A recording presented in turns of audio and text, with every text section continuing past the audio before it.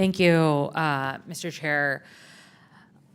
You know, in my district, nearly a quarter of my constituents are enrolled in Medicaid. That's around 188,000 people. And I have 3 community health centers, 7 rural hospitals, and 90 rural health clinics. It takes, I don't know, about 5 hours to drive from one corner of my district to the other. And sometimes one of the roads is washed out because of storms. And having an option to choose another healthcare facility is not always available to people.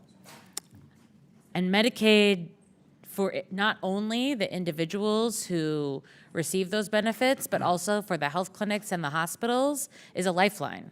Our rural hospitals are struggling to keep their doors open as it is, and with the potential cuts that might be included in the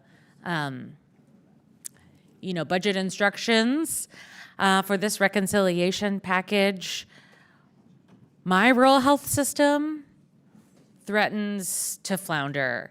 And I'm not alone. It's not just my district or Democratic districts where we rely so strongly on Medicaid. You know, in Arizona, 263,276 people are on Medicaid.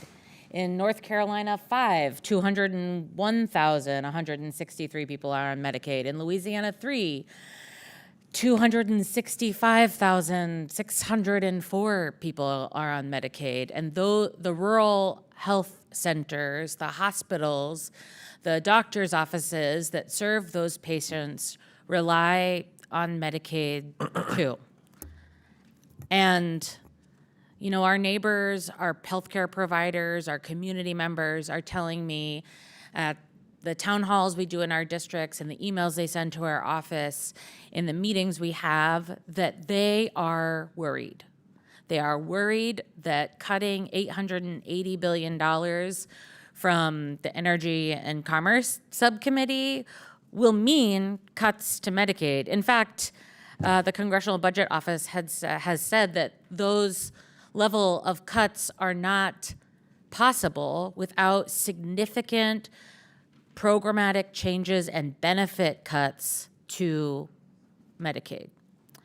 I know we've talked in the Government Operations Subcommittee about improper payments and the efforts to root out waste, fraud, and abuse. And I'm speaking for myself, but I think also my Democratic colleagues, none of us want to see a wasteful and fraudulent system that takes away benefits from the people and the providers who depend on them.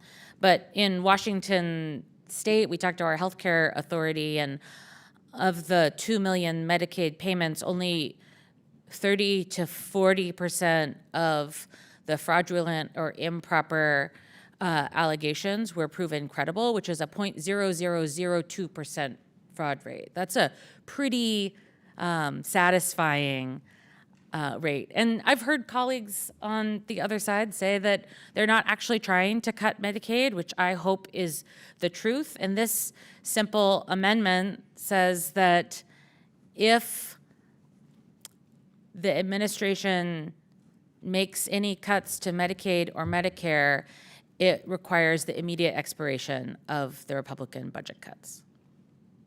And I ask for support. And I yield the balance of my time to Representative Simon.